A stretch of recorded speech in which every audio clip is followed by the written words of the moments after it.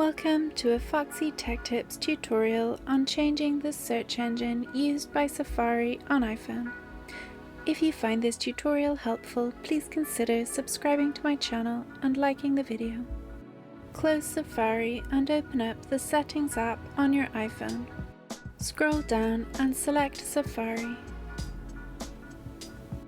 In the Safari settings, tap Search Engine.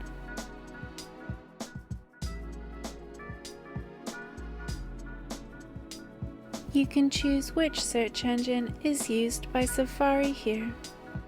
If you go back to Safari now and make a search, it will search in your newly changed search engine. And that draws an end to this tutorial. Please like the video if you found it helpful and subscribe to Foxy Tech Tips for more Safari tips and tricks.